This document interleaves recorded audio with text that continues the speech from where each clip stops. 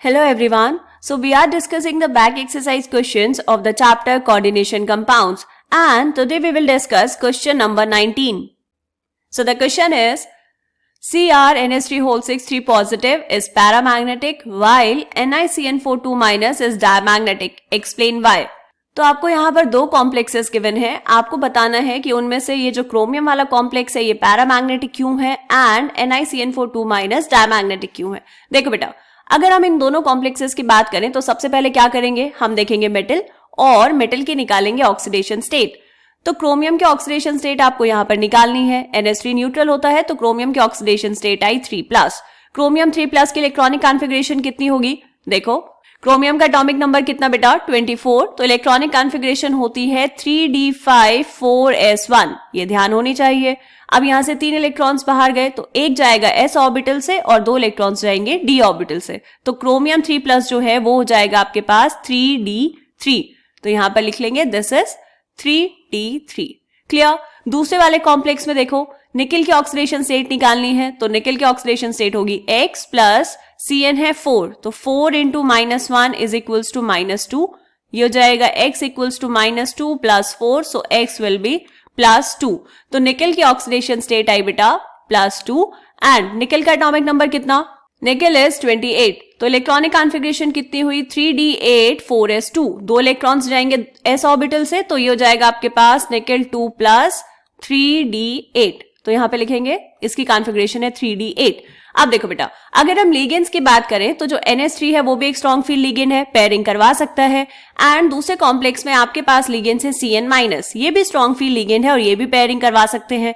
तो अब हम क्या करेंगे, अब हम इनके बनाएंगे ऑर्बिटल डायग्राम्स. देखो फर्स्ट वन में आपके पास क्रोमियम था 3+ और इलेक्ट्रॉनिक कॉन्फ़िगरेशन कितनी थी बेटा इसकी इलेक्ट्रॉनिक कॉन्फ़िगरेशन थी 3d3. आपने यहाँ पे नीचे ऑर्बिटल्स बनाए हैं. So this is 3d, this is 4s and this is 4p. First one is orbitals of Cr3+ ion. इसमें आपको 3 इलेक्ट्रॉन्स की फिलिंग करनी है. तो this is 1, this is 2 and this is 3. अब देखो यहाँ पे 3 इलेक्ट्रॉन्स क्या है बेटा अनपेयर्ड है. तो हाइब्रिडाइजेशन जो होगी, हाइब्रिडाइजेशन के लिए आपको कितने ऑर्बिटल्स चाहिए 6 ऑर्बिटल्स. तो हाइब्रिडाइजेशन के लिए 2 d ऑर्बिटल यहाँ, एक s और यहाँ पे आ जाएगा आपके पास 3p.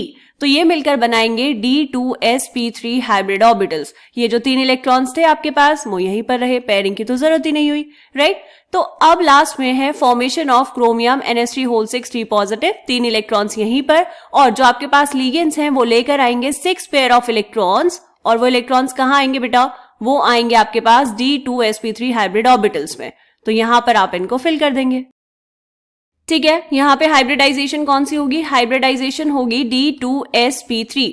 ज्योमेट्री कौन सी होगी बेटा, इसकी ज्योमेट्री होगी ऑक्टाहेड्रल. एंड क्योंकि यहाँ पर अनपेयर्ड इलेक्ट्रॉन्स प्रेजेंट हैं इसीलिए ये जो कॉम्प्लेक्स है ये शो करेगा पैरामैग्नेटिज्म, या फिर हम कहेंगे कि ये होगा पैरामैग्नेटिक.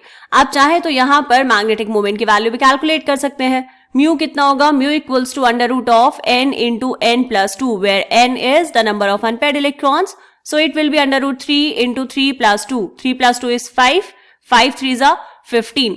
अब देखो बेटा 4 का स्क्वायर होता है 16. This is √15. तो ये कितना आएगा 3 पॉइंट समथिंग.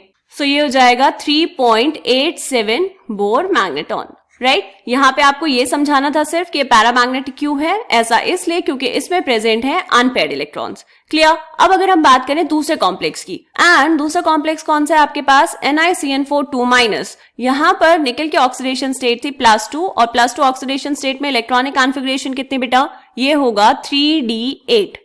तो आपने यहाँ पर नीचे ऑर्बिटल्स बनाए हैं. This is 3d, this is 4s and this is 4p. सबसे पहले हम क्या करेंगे, ऑर्बिटल्स ऑफ Ni2+ आयंस में फिलिंग करेंगे 8 इलेक्ट्रॉन्स की. करो 1 2 3 4 5, this is 6, this is 7 and this is 8, right. अब आपके पास लिगेंड कौन सा है बेटा, लिगेंड है Cn-. Cn- is a strong field ligand, और स्ट्रॉन्ग फील्ड लिगेंड है तो क्या होगा, यहां पर हो जाएगी पेयरिंग. पेयरिंग कैसे होगी, ये जो लास्ट वाला इलेक्ट्रॉन है ये शिफ्ट हो जाएगा इस तरफ, ये यहां पर आ गया, और जैसे ही यहां पर आया एक डी ऑर्बिटल यहां पर फ्री हुआ. तो अब जो हाइब्रिडाइजेशन होगी उसमें कौन कौन से ऑर्बिटल्स पार्टिसिपेट करेंगे बेटा, 1d एक s और 2 p ऑर्बिटल्स। तो यहां पर आपको मिल जाएंगे dsp2 हाइब्रिडाइज्ड ऑर्बिटल्स। और ये ध्यान रहे कि इस वाले कॉम्प्लेक्स में जो कोऑर्डिनेशन नंबर है वो है 4, तो आपको 4 ही ऑर्बिटल्स यहां पर चाहिए हाइब्रिडाइजेशन के लिए। और लास्ट में ये रह गया आपके पास अनहाइब्रिडाइज्ड p ऑर्बिटल। अब क्या करना है, फॉर्मेशन ऑफ NiCN4 2-।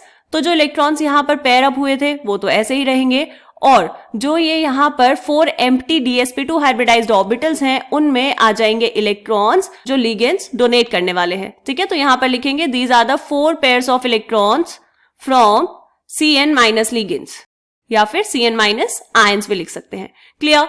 अब यहां पे बताओ हाइब्रिडाइजेशन कौन सी हुई, dsp2 हाइब्रिडाइजेशन।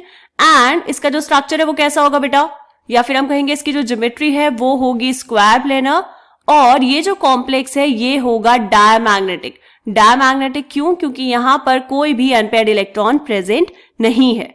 ठीक है, तो यही आपको बताना था कि पैरामैग्नेटिक और डायमैग्नेटिक क्यों है, क्योंकि डायमैग्नेटिक इसलिए इसमें कोई भी इलेक्ट्रॉन अनपेयर्ड नहीं है, एंड ये वाला कॉम्प्लेक्स पैरामैग्नेटिक इसलिए क्योंकि यहां पर प्रेजेंट है 3 अनपेयर्ड इलेक्ट्रॉन्स जिनके कॉरेस्पॉन्डिंग हमने मैग्नेटिक मोमेंट की वैल्यू भी कैलकुलेट कर दी है।